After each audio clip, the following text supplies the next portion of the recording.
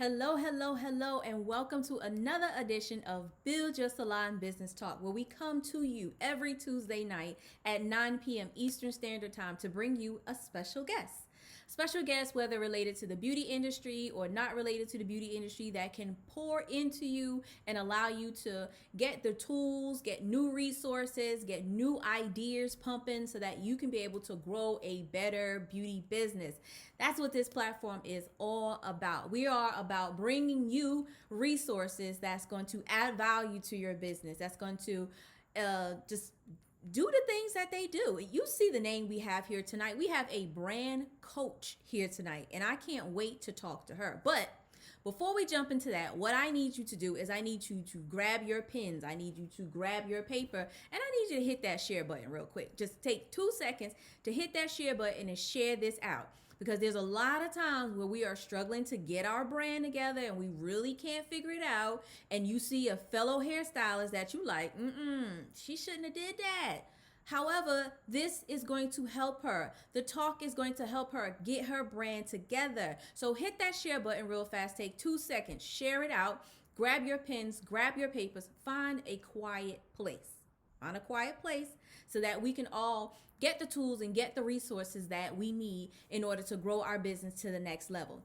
I am your host, ElishaMonique, your salon stylist coach, product development consultant, and salon business builder expert, partnering with salon owners and stylists to help you reestablish your back-end structure or build that new salon, all while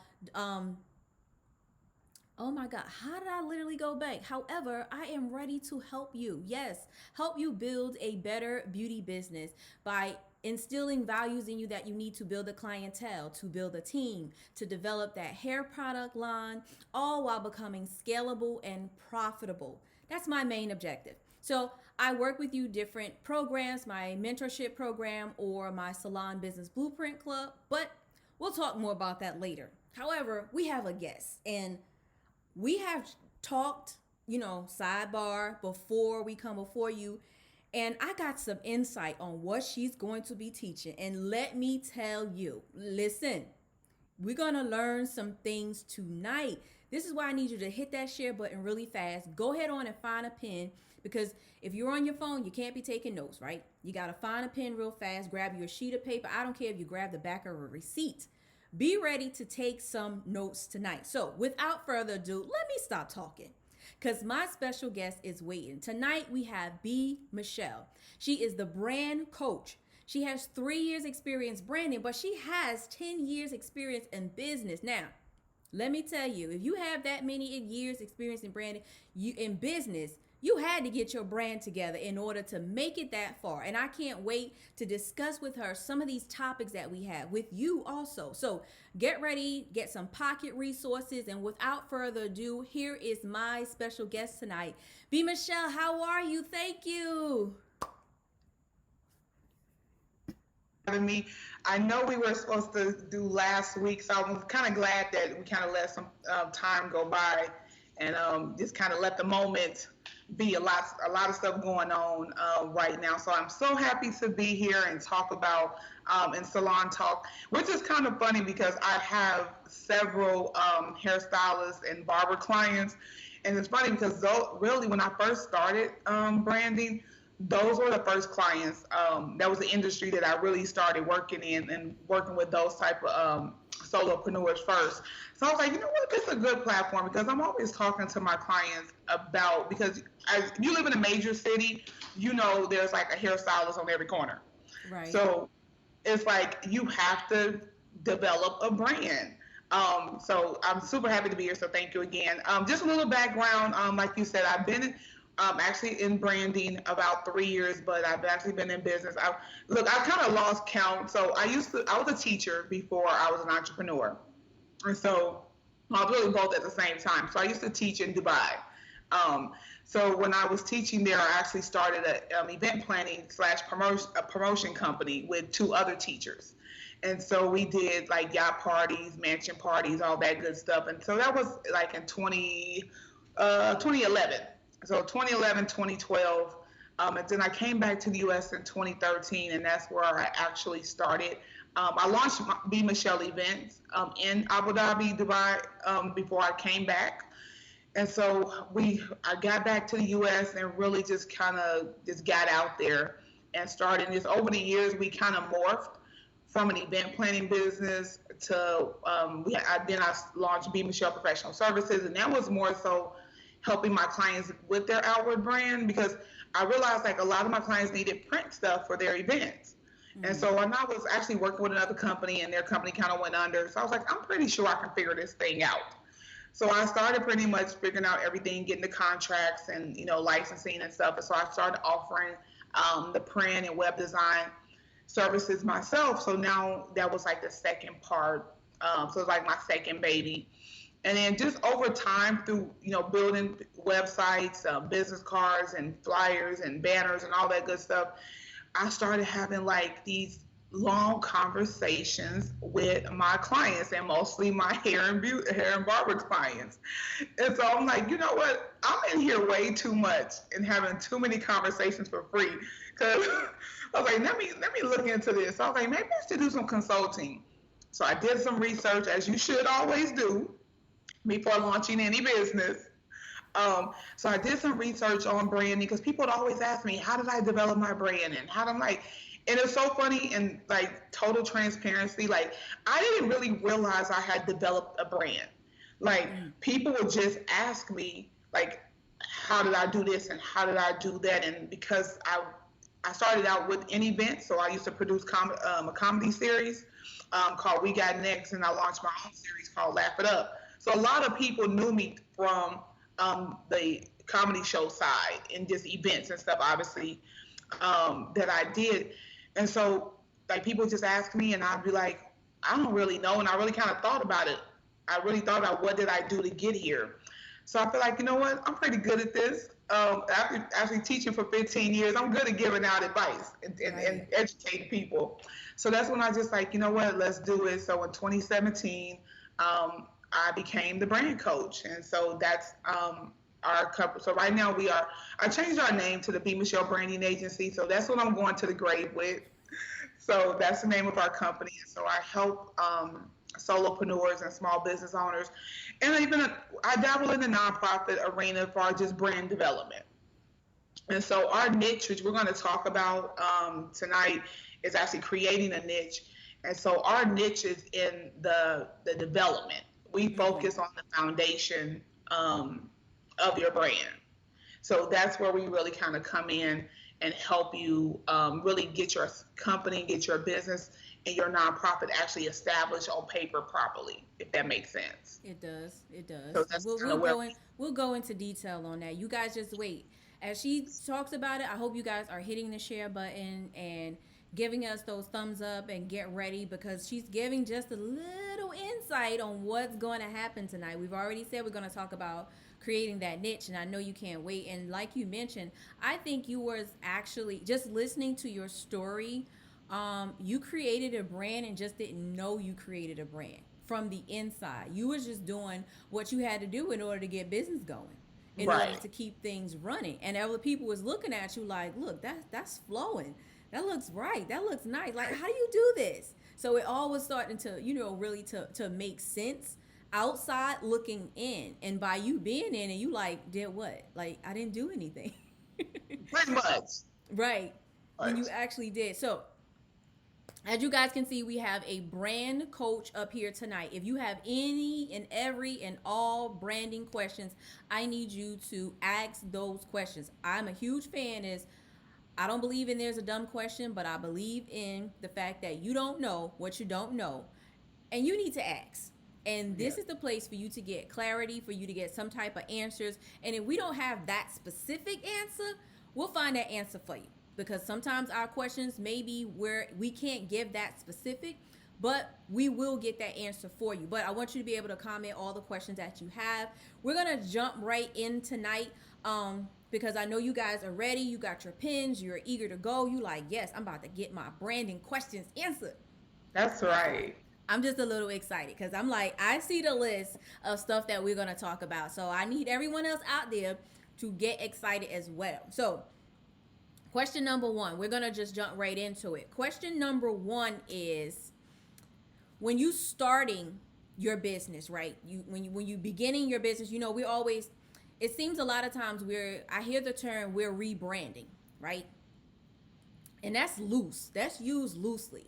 Some of us really don't understand what rebranding is or what branding is. So we kind of have a brand and then we kind of like let it go, or we kind of don't like it and we be like, we rebranding, when sometimes we don't really know what we redoing, and we Right. actually branded for the first time. So you technically ain't redoing it because you never really got into it.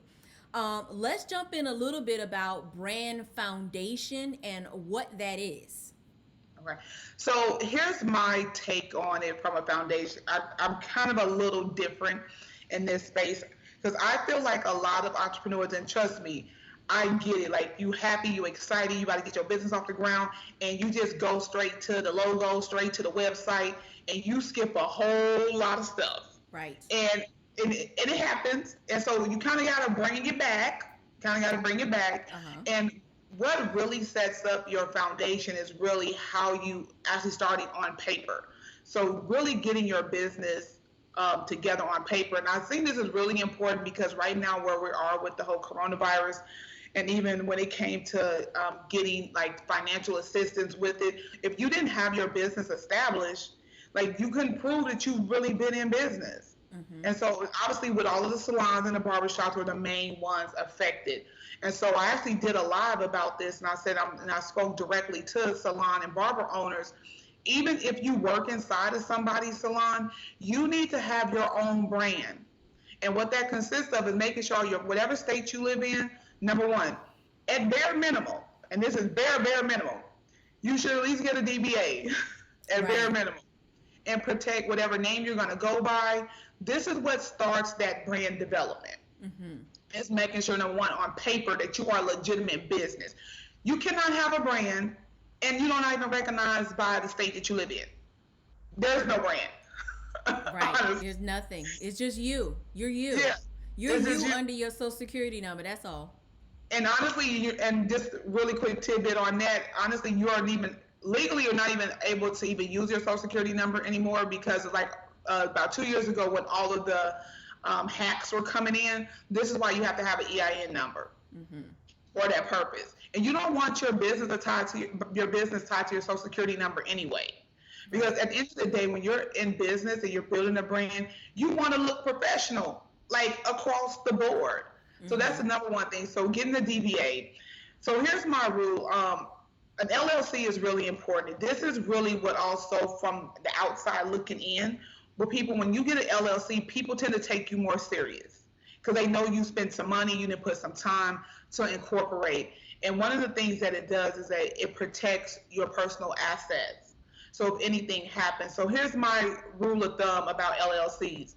If you augmentate anybody's body, meaning from a barber beauty standpoint, you cut, color, all of that, that's trainers, massage therapists. If you do anything to anybody's body, you need to protect your business. Right. Because at any time, anything could happen. If your business requires you to go inside somebody's house or do something to somebody's house, so for example, housekeeper, cleaning services, roofing, lawn, contracting, because you're now in somebody's personal space. Right. So if anything comes up missing, well, if you were the last person in the house, then what? You're the one to blame. Everybody got the whole doorbell things, and because everybody got cameras in the house now, which this is where we are. Mm-hmm. This is where we are now. So everybody got cameras in their house.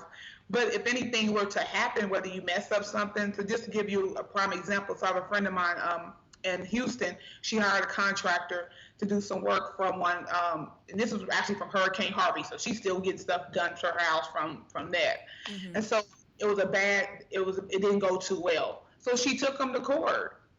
But he didn't have, number one, he didn't have business insurance, which we're going to talk about later, but he didn't have his stuff together, and she won. Mm-hmm. So like, she really wanted to pursue, she could really go after some of his personal assets because he didn't, take time to protect his business and do the job properly at her house. So an LLC is really important. These are foundational items to really, for you to build a brand off of. and just making sure that you put yourself in a position to win at all times. And the third industry is food and beverage. If you cook anything, whether it's cakes, cookies, catering, you must come out the gate with an LLC. And honestly, a lot of times people, sometimes people won't even do business with you if you don't have these things in place. Mm-hmm. Don't sleep on Google and research. Not everybody just out here all willy-nilly. Some people literally do research the companies that they intend to do business with. Right. And now, if they only can find you on Facebook, that's a problem. That's a whole nother video, a whole nother topic. That's a whole nother talk. We ain't gonna talk about that today. We're not gonna talk about that today. But people do research, and so you want to make sure that you look good on whatever platforms that you show up on, and have your stuff together. So making sure that you have the DBA, you have your LLC, you're recognized by the state that you live in as a legitimate business. Because there's nothing worse than really you just out here doing stuff and then something happens, and then you put your whole family at risk. Right. And I think sometimes we underestimate the amount of people that actually go to litigation. Like, we live in a litigation happy society, and I think we really do underestimate the number of small businesses. I think the last report came out was somewhere between 30 to 50% of small businesses will end up in court. Wow. At some point. And that's pretty high. Just make sure that you have those things together. Obviously, an EIN number, so that way you file your taxes. You can operate under this number so the EIN number is like your social security number for your business. So you have a personal social security number, and the EIN number is what represents your business. Those main three things out the gate you should have. And that's really which helps set the foundation. Because you need those three to open up a business bank account. Mm-hmm. So having a business bank account is part of building your brand foundation. Because number one, it allows you to be able to grow your business. First of all, it allows you to be able to grow your business. So if you ever need funding, you can go to this bank. I always recommend this when you start out as a small business. Credit unions are your best friend. Mm-hmm. Number one, the fees are low. Because I don't say I'm boycotting. I just totally stopped using large banks. I don't even fool with them. And I know with the credit union I'm with, I think my checking account is like $6. So typically, credit unions have lower fees. It's a great way for you to start establishing your business credit, your business relationships with a banker, because you just never know when you may need them. And one of the things I definitely want to stress, like, spend some time really getting to know the people where you bank at. Mm-hmm. Don't just like go in, drop your deposit and dip out. Right. Because COVID, nobody saw this coming. A lot of before PayPal and Square and Cash App got involved with doing the PPP loan, you had to get it from your bank. Mm-hmm. And if they didn't know you, or they wasn't happening. You put that on the totem pole. Right. If they didn't recognize your name or your business name, or either you didn't have, you haven't had the account loan with them, or depends on money. Unfortunately, it happened, and that was part of the problem with Wells Fargo and some of their other practices with this PPP. So, like, they were skipping over small businesses. Mm-hmm. To avoid being skipped over, and when you may need something from your bank or you may need assistance, take time to really build that relationship with one of the tellers, with the banker. Even if it's just going in, sit down, just chatting about your goals, chatting about your vision for your business. You want to give them a reason to support you down the line. So let them know that you actually have a vision. This is something that you want to do. You're here now and you want to really grow with them. And I'm pretty sure they'll definitely buy in, and they're going to want to see you succeed. Mm-hmm, mm-hmm. Want to loan you some money. That too.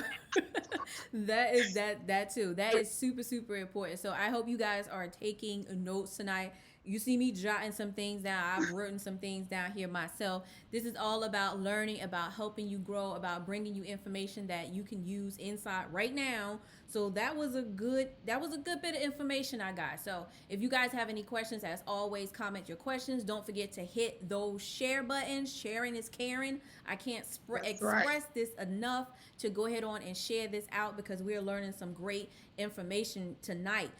So we're talking tonight with B. Michele, the brand coach, and we just discussed laying down your brand foundation. So you also mentioned that it's more than just having a cute little logo because that's what we start out with. And then we're creative in the industry, beauty industry, we creative. We like those transformations. We like to see the colors and we like to see, Right. the hair doing different things and being that creative part. We tend a lot to go straight to having the colors and having the logo and stuff like that. And I love the fact that you mentioned that that's not your first step for real. Like, not even necessarily your first step. It's not your first step. Your first step is really setting this foundation first. And we're gonna move into number two. So now I see number two already, y'all, but number two still ain't got nothing to do with the logo yet. So I know y'all wondering, like, well, what are we gonna talk about? What are we gonna talk about the logo? Don't worry about it. We're gonna get you down that line. We're gonna get to playing with the design and playing with the colors, and having a nice catchy name with the little accent above the E or things like that. But let's shift a little bit from the foundation, and we're gonna talking about finding that specific area of expertise. Like, how do we go about doing that?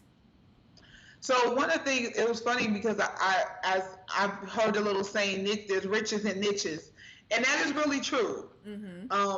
And here's the thing, a lot of my clients, like I work with a lot of realtors, hairstylists, barbers, and so they're all in industries where there's like a ton of people, especially real estate. Like there's 20,000 realtors here in San Antonio, so like you really got to go the extra mile to stand down. There's a ton of hairstylists and barbers. So here's the thing. For me, I feel like as you start to develop who you are, your niche, number one, should come from your personality and figure out what you do well. So you really want to take some time to really figure out what skill set do you have and what are you really, really super good at that you can focus on that. And that's not to say that you don't do anything else, but when people come to you, they're coming to you for a specific reason. So one of my clients, she's super good. Like her thing is wigs and bobs, and so she makes some awesome ones. And so although I don't think she probably think that's her niche because she's really a great stylist, but she definitely makes the bob, that's her thing. And so if you want a really, really great bob, then you go see Tony. And she promotes herself accordingly. And so that's one of the things also, once you figure out what your niche is, you should spend time promoting that skill set. So even for myself, our niche is in our service and how we build the brand. So our niche is in the foundation. That's strictly what we do on each of our platforms, from event planning to printing graphics to coaching and consulting. We focus on the foundation and getting you off the ground.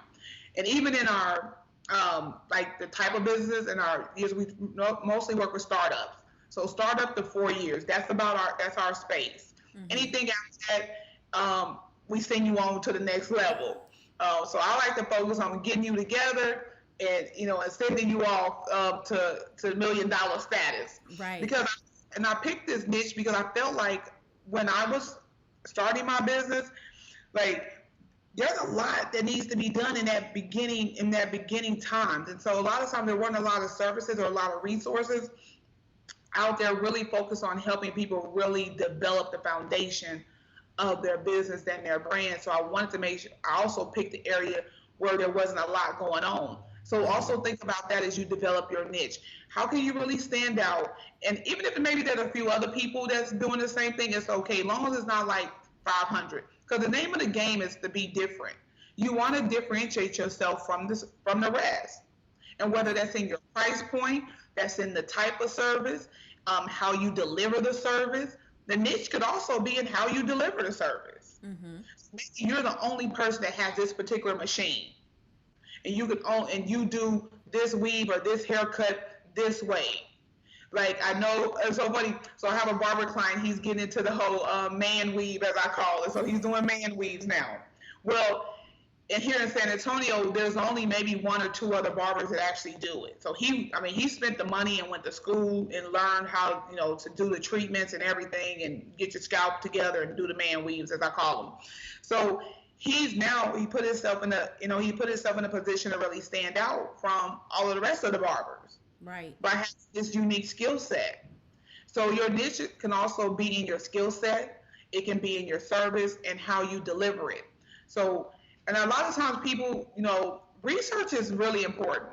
So sometimes people look at it like, I mind my own business. I don't want to see what nobody. No, you want to see what your competition is doing. Mm-hmm. That's not smart. You want to see what's happening in your industry. I think I put up a post last week. Is that you should spend time making friends. I won't say necessarily making friends, but yes, making friends if that so happens. But definitely building relationships with other people in your industry, especially people that's in your industry that's killing the game. Right. Like you really should engage with them and see what trends and see what you can do, or what do you have different that you can bring to the table. Because when you have a niche, and if your niche is even in people, if your niche is in the type of people that you serve, that's too. But I think you got to take some time to figure it out, either from whatever skill set that you're really good at, or what type of demographic you can serve, even if it's serving our senior population, or if it's serving young people. It's so funny. I was thinking about, I don't know if you've seen the whole Black girl sunscreen. Have you heard about it? Yeah. So I saw the article pop up, but I had already bought some. So one of the stylists here, she has a spa, she sells it. It was Small Business Week. So I was like, let me buy some. And I'm just supporting. I just want to support all doing Small Business Week, and I love the stuff. So then I happened to see the article. She has a $5 million business on sunscreen for Black people. So depending on the industry that you're in, you can totally niche down to even a specific ethnicity, to a specific actual gender, just depending on, the industry and the business that you're in. So research is key, and figure out where you can set yourself apart and serve a specific demographic. And the niche is important because, let's be honest, if you don't have $1 million marketing budget. Right. So niches are important, so that way you can market to that specific target audience. Right. So, I love that. I love the fact that you mentioned that. I mention a lot too. Like, I use the example of marketing to just kids, because some salons don't cater to just kids, or some stylists don't do kids. But to actually imagine taking a child where you walk into a actual kids salon. The chair is child related. It's a play area. It's almost like you're walking into a daycare, but it's a salon catered to just children. That's definitely niche, because some styles, I know myself, I don't have patience to do children. I'm like, I can't. So some stylists also, when they're doing kids don't want to be in that adult like atmosphere. They want to be in their own atmosphere and feel comfortable with getting their hair done. So having that specific niche, I love the fact that you mentioned that. And the man weaves, yes, I remember when I first saw that, I was like, a what? That's a man weave. And I call it the same thing, but it's a hair replacement, y'all. But if you call it what you want, if you want to create a different, if you want to create a different name for it, by all means, you'll be the only one who's doing that. And that's good that you said it's only 7 people in the area, but it's probably hundreds of barbers in the area. So you can really pick and choose the people who have the issues and be able to cater to them and create $1 million company just by niching down on how you serve and who you serve. I love the fact that you mentioned also too, serving a different demographics possibly, or however you want to put your services out there, just having that specific niche. So that was super, super important. Remember guys, hit that share button, share this video out. Also, if you have a niche and you're not quite sure, let's say you have a niche out there and you like, I do this, I do this, I do this. How can you niche it down a little bit more? Comment that below. Let us help you be able to streamline that a little bit, so that as you go out and do different marketing and advertising and things like that, you're a little bit more niche down than being so broad. So if you have things that you do and you're not quite sure on whether you're niched or how to do it, comment and let us know so we can streamline that for you as well. So let's talk about a little bit now. We've created this whole foundation and we know exactly what we're doing. Now, the fact that there are a lot of people out there doing shady stuff, I'm just going to throw that out there. Y'all know how it is. How can we actually protect our brand and keep everything that we have built, intact? So it's funny. One of the things I was thinking about just as I was, getting my business started, and I always think about how when I was a kid, and I used to stay at my grandmother's house, and so the insurance guy. So this was back in the early '90s, late '80s. And so he would come knock on the door. My grandmother would be like, "Hey, go give out this envelope." And so it was a payment for life insurance. Mm-hmm. And so I've always grew up in an environment and I actually come from a family of entrepreneurs as well. So all of my mother's siblings are entrepreneurs of some sort. Like my aunt actually has a beauty supply store. She's the only beauty supply store in her city. So, so she killing the game on that. Wow. Yes, I know, right? So I was like, I grew up in that. I grew up in this environment, especially with insurance, and I was like, and even for myself, I didn't have any. Even though I grew up in this and I knew better, like when I first started, I was like, ain't nothing gonna happen. But as the course of time, I got smarter and I realized, okay, like if I'm gonna really be serious, I need to be serious like all the way. And so even as I started talking to people, I was like, and getting into branding, I was like, you have to start protecting your brand. Mm-hmm. And what that really consists of. So I like a little checklist. And we talked about one of the things already. So on the checklist is business insurance, life insurance, an LLC, and trademark. Now, the trademark is once you kind of really get there, but we'll start with business insurance. Business insurance, number one, is like super important because at the end of the day, we talked about if something happens and you happen to have to go to court, mm-hmm. or something happens and somebody sues you, like this is why you have business insurance. So I'll give you like two examples I think that some people don't really fully think about until they happen. Just like right now in this whole climate that we're in, a lot of businesses got vandalized. And so I think last week when we were in the very midst of the violent part of it, I put up a post, I said, dear entrepreneurs, let Minneapolis be a lesson on the importance of business insurance. And a few people thought that it was like why would you say that? I said, because as a business, if you have a brick and mortar, you should have business insurance. Right. It's your responsibility to protect your brand, mm-hmm. and to protect your business.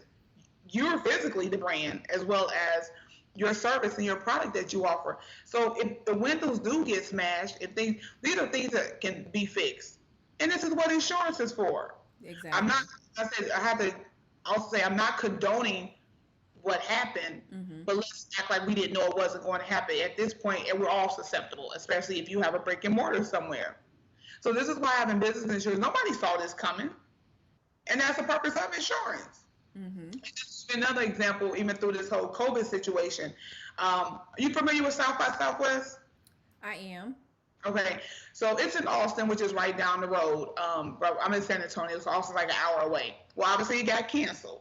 So here's the thing: as a business owner, if you bought flights, if you had you spend vendor fees, mm-hmm. Food trips. If you spend money on food, you spend vendor fees. You spend out clothing, whatever you spent to go to South by Southwest, and it got canceled.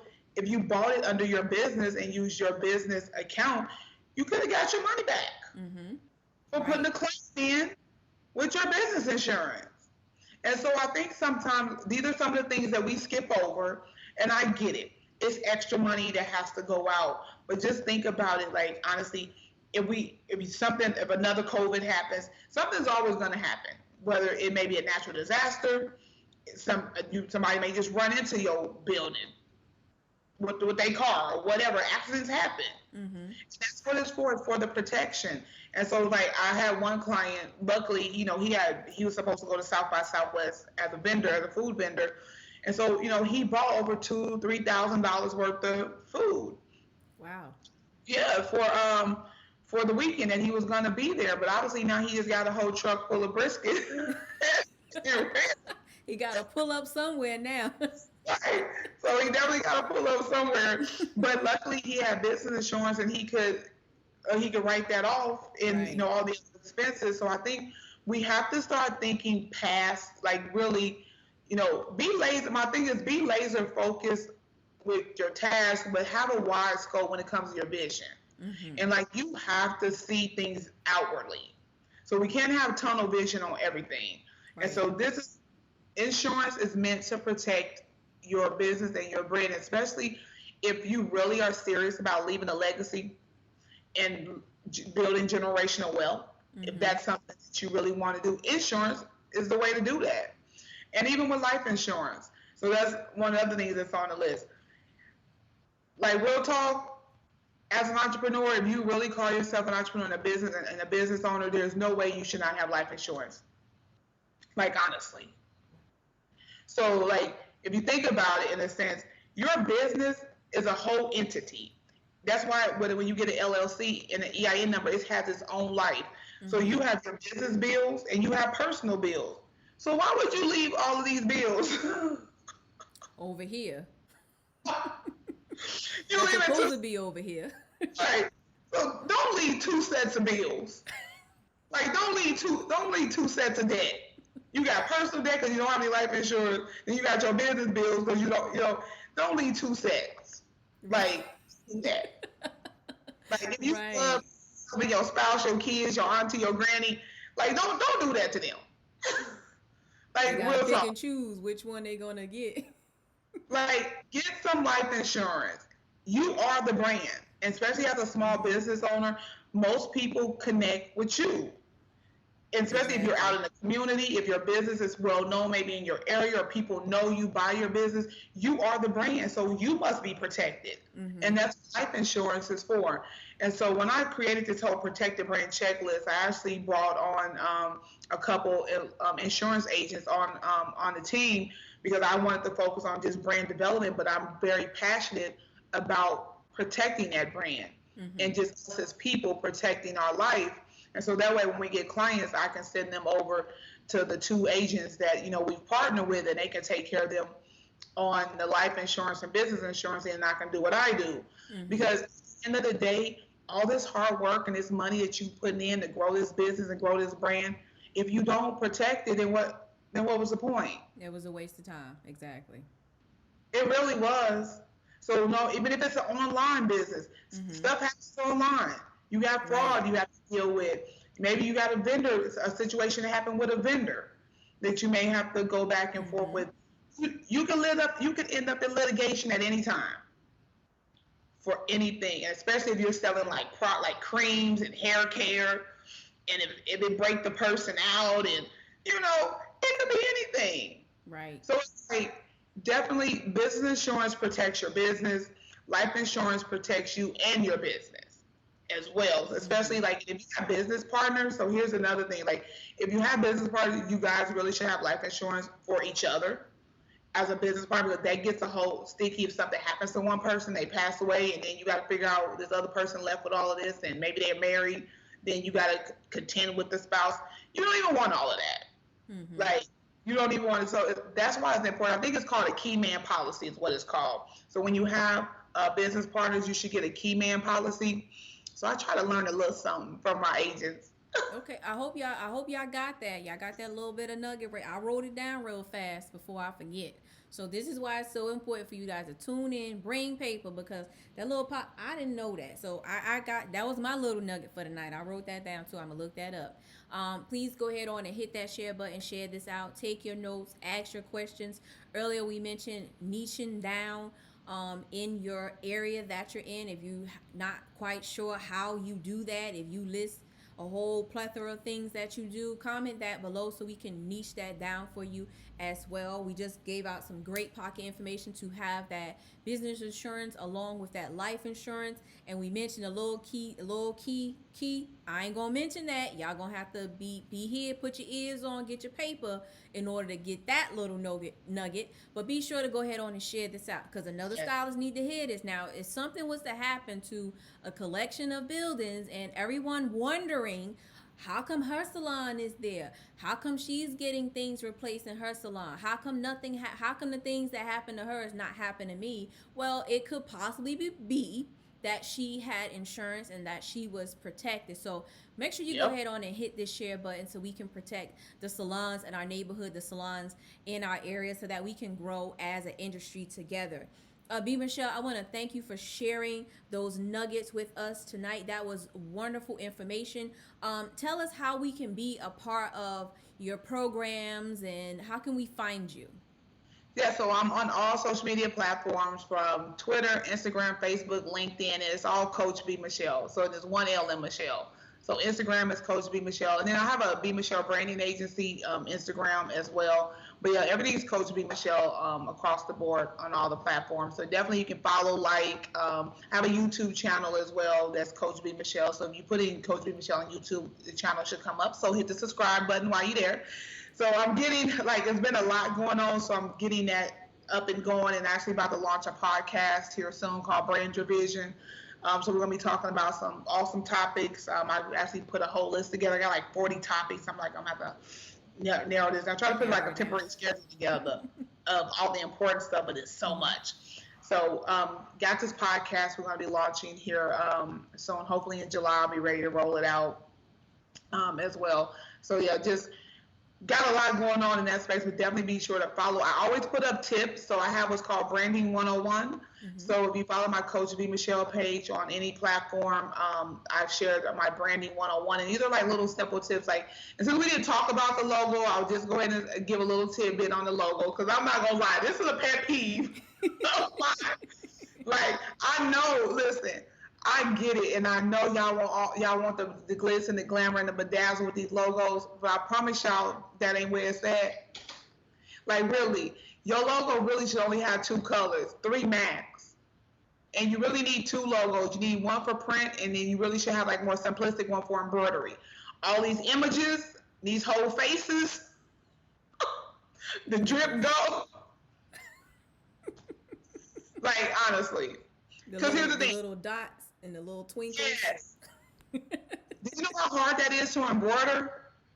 Very. Like, honestly. It looked like really dirt. It looked like a little speck or dirt or something. Yes, it's a less is more. I promise you. If you think so, here's my trick to that. Really, look at Target, Walmart, McDonald's, and some people always like, well, what about Google? Well, you don't have Google money. Google and NBC can afford to have 5 colors in their logo. Right. I'm saying this from the standpoint, especially with screen printing. So when y'all out there want all these nice shirts made, the more colors you have in the logo, the more the shirt costs to make. Exactly. Prices is based on the type of shirt and the number of colors in the design. That's what dictates how much a shirt costs to be screen printed. Now, in the heat press is different, because like sometimes the heat press is like 20. Those shirts are after ripper, like sometimes $20 if they have the heat press one. But in heat press is the worst when you got a lot of stuff going on in your logo. I was about to say, because if there's a lot of colors in that, they gotta be matched. Yes. So it's about the same in actuality. To me, that seems like it's more work. You can switch the threads. Oh yeah. But all of that's still alive. You got 4, 5, 6 colors and a little twinkle over here. All of that still had black and white. Black, white. Pick a solid color. Just pick any color. And the colors can go. You want to have a good blend of colors that go together. But like, if you really simplistic, classic, like if you plan on being in the business, something you want to do, stay classy.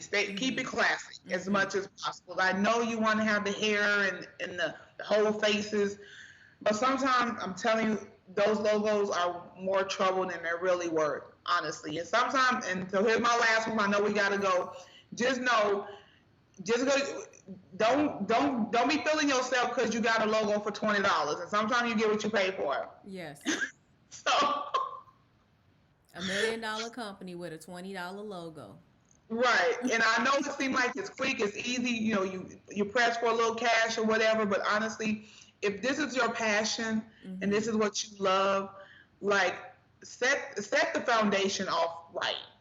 Like, put the time, spend the money that needs to be spent for you to present yourself to the public properly. And so because at the end of the day, you have an audience that you want to gravitate with, and if the logo is the first thing that they see and it's interesting, they're gonna keep walking. And if they just see it on a piece of paper and you're not there, You have to remember that people meet you on paper before they meet you in person. Right. Right. I love that. That was wonderful. I hope y'all took that down. People meet you on paper before they meet you in person. So you got all these 50 million colors and these swirls and stuff and dots and glitters and whole faces and all this stuff going on. That's actually what they see first before they actually meet you. I'm glad you touched on that logo part because the fact that I'll be like Right. bring it in a Right. little bit. It is. Right. It's nerve wracking. Look, and I try to contain myself, so I don't be commenting on quite. I'm like, I just keep scrolling. I'm like, I can't comment because I don't want to get into no battle with nobody. But I will put a few little nuggets out there, but I'll try not to go in. But yeah, like all those colors, it's too much because you sometimes you miss the mark when it's doing too much, especially as far as even new people. So less is more, simplistic. I promise you that like people will appreciate it. You know, you can still be creative without 500 colors. Right. You sure Like can. only two colors, pink and purple. Right. And if I accent it with anything, it's either black or white. And those don't even count because everything is black and white anyway. Right, they don't even count. So I think from a small business standpoint, it's okay to look at Fortune 500 companies, look at the big boys when it comes to certain things, and you scale it to fit you. So, like Target is two colors, red and white. Walmart is blue and yellow, accented in white. So look at like what some of the major companies are doing in that space, and you can model, after that, but on your scale, if that makes sense. Right. It does. And I hope that makes a lot of sense for you guys out there. B. Michele, I want to thank you for spending some time with us, for sharing your information. We truly appreciate it. If you guys are just now tuning in, I'm going to need you to watch this on the replay. You're going to have to rewind that back. But while you're here, I just need you to go ahead on and hit that share button. That way, you already done that. Get your pen, get your paper, get ready to take notes as you watch this again. To my replay viewers out there, thank you so much for popping in and for watching us again and for also asking your questions. There's no such thing as a dumb question, guys, but you do need to ask that question so that you can get clarity on moving forward, on be able to grow your business, to grow your brand, because that's exactly what we're talking about today. B. Michele, you mentioned some brand foundation. We talked about creating a niche. We talked about protecting your brand. Those were three wonderful, amazing, I don't even know what word to use, points, tools, tips, strategies, pocket resources. Thank you so much for tuning in. Is there any last words you want to share with us tonight? The last thing is honestly, whatever you do, I think, be it in your business and whatever you're doing in your business, do it because you're passionate about it and you really have a gift for serving. Because I think sometimes we forget as business owners, this is a service. You're offering a service, even if it's a product. You're there to serve that population. So just keep that in mind as you start to grow, but make sure that you're in the industry, you're in the business that you want to be in and that you're passionate about, and you're really fulfilling your purpose. Wonderful. Well, thank you so much. I appreciate you for taking the time out tonight. You guys thank her, give her those thumbs up. Let's see those hearts. B. Michele, thank you so much. I appreciate you for tuning in. Thank you. I appreciate the opportunity. Thank you. All right, guys, there you have it. We've heard from B. Michele tonight, who shared with us some wonderful information on branding. We got so much information tonight. I don't know. I wrote some notes. I had my pen. I had my paper out. I took wonderful notes. I hope you have taken wonderful notes also. So don't forget to go and find her on all social media platforms at Coach B. Michele, especially on her page, so you can get those branding one-on-one tips. Also from her, that was wonderful information. As always, Build Your Salon Business Talk airs every Tuesday night at 9 p.m. where we bring you special guests that can pour into your business, give you information, give you resources, and help you grow a bigger business, a better business. Now, I do that also through the Salon Business Blueprint Club. It is our membership platform where we have a library of courses. We have toolkit documents available for you to be able to download and use.